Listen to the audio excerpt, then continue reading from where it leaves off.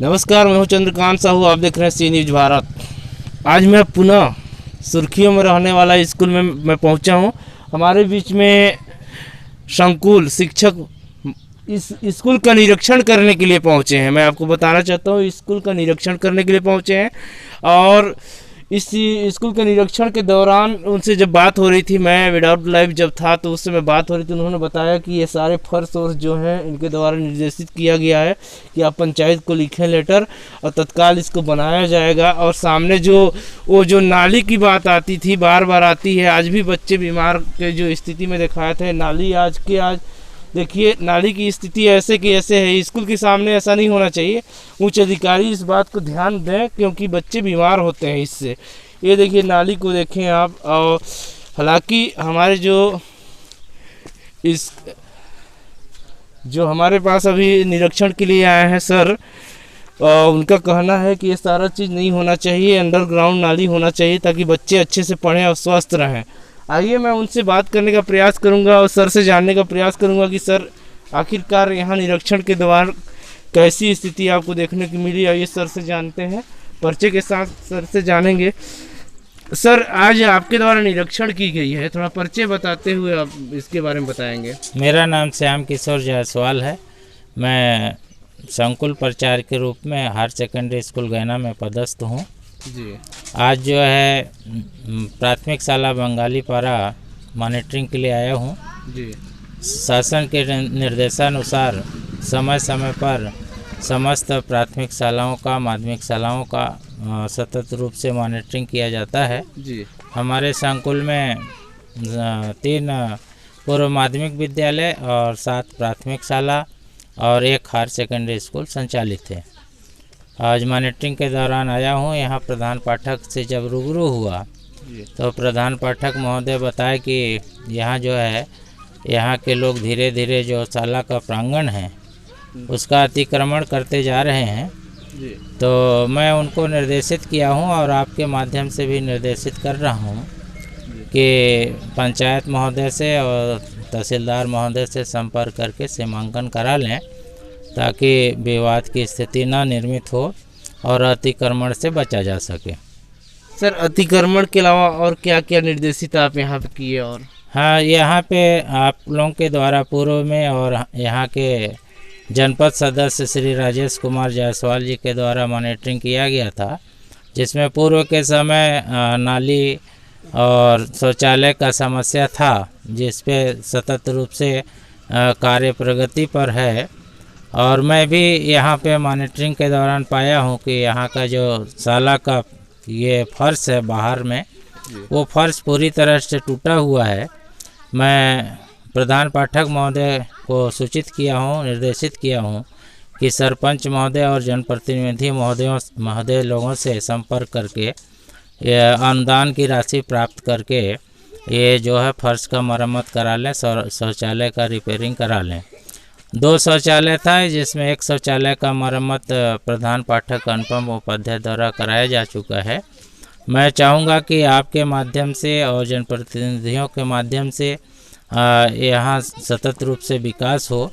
हमारे विकासखंड शिक्षा अधिकारी महोदय भी जो है सतत रूप से निर्देशित कर रहे हैं और उनके मार्गदर्शन पे अपन लोग जो है यह निर्देशित करते हैं। और वित्तीय व्यवस्था की बात है तो बहुत कम राशि जो है अनुदान के रूप में आता है। जो अनुदान के रूप में राशि आता है उसका उपयोग हमारे प्रधान पाठक एसएमसी बैठक बुला करके स्कूल मैनेजमेंट कमेटी जो है उसको बुला करके प्राथमिकता के आधार पे जो है उस राशि का समुचित उपयोग करते हैं। सर जैसे कि आपने जब यहाँ पे पहुँचा तो ये सामने जो है एकदम स्कूल से लगा हुआ गंदी नाली का जो है पानी बह रहा है, जिससे बच्चे इसका जो है नाक में जो जाने से कुछ बच्चों लोगों को फ्लू वगैरह होने का संभावना जताई जा रही है। इस नाली के विषय में आप क्या बोलना चाहेंगे? ऐसे स्कूल जो होता है मंदिर होता है, मंदिर के सामने ऐसा कचरा यहाँ पे उत्पन्न हो रहा है, इसके बारे में बताएं। नाली के विषय में पिछले बार भी आपने दिखाया था और हमारे जनपद सदस्य जो हैं श्री राजेश कुमार जायसवाल जी वो पहल किए थे। मैं चाहूँगा कि गंदा चीज़ जो है, गंदगी है, वो तो गंदगी है ही, जो गलत है उसको कोई सही नहीं बोल सकता, लेकिन सबके सहयोग से अगर इसमें सुधार हो, जिसमें आपका भी मार्गदर्शन, जनप्रतिनिधियों का भी हो, हमारे विभाग से भी जो समुचित व्यवस्था हो सकेगा उसके निदान के लिए प्रयास करेंगे। यहाँ पर सक्रिय सड़क है और दोनों तरफ जो है जगह स्थान कम है, और जिसके चलते हैंडपंप से जो पानी निकलता है वो इकट्ठा हो जाता है और वहाँ पे गंदगी फैल रहा है। मैं प्रधान पाठक महोदय से भी बोला हूँ कि एसएमसी बैठक बुला करके जो पैसा आपको अनुदान के रूप में प्राप्त होता है उस राशि में से ही एक दो ट्रिप मुरम गिरा करके, छोटी पाइप लगा करके अपने सामने कम से कम जितना दूरी शाला प्रांगण का है उतने दूरी तक पानी का निकास करा लें, ताकि जो है गंदगी से बचा जा सके। वायरस फैल रहे हैं, वैसे भी कोविड-19 का दौर है और इसमें हमको आपको सबको बचना है और बच्चे लोगों को भी बचाना है, ताकि पठन पाठन जो है सतत रूप से चलता रहे।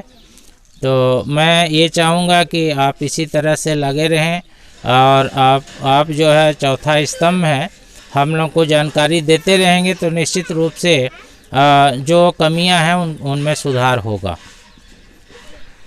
आपने देखा कि हमारे साथ संकुल शिक्षक जुड़े हुए थे, उन्होंने बताया कि कुछ कुछ कमियां यहाँ प्राथमिक शाला बंगाली पारा में है, ऐसा बताया जा रहा है इनके द्वारा। पर कुछ दिनों की मोहलत के बाद तत्काल कराया जाएगा, कुछ पंचायत से सहयोग लेके और कुछ हमारे सर से सहयोग लेके। आइए सर से भी बात करते हैं थोड़ा सा। सर, ये जो नाली की समस्या उत्पन्न हो रही थी अभी तक नहीं हो पाई सर, इसके लिए अभी तक आप कौन कौन से और कदम उठाए हैं?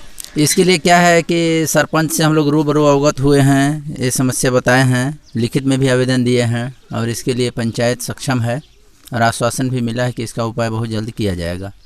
सर, लेकिन 3-4 माह हो गया लेकिन अभी तक इसकी कोई व्यवस्था नहीं बनाई गई। बच्चे वहीं पे खेलते हैं और उस नाली से ना कुछ बच्चों को बीमार होने की भी संभावना। नहीं, बिल्कुल सही बात है, नाली से बीमार होने की संभावना है, लेकिन हम लोग अपने स्तर से सरपंच को आवेदन दे चुके हैं, बार बार उनको दूरभाष के माध्यम से भी सूचना देते हैं, लेकिन इसके अलावा और हम लोग क्या उपाय करें।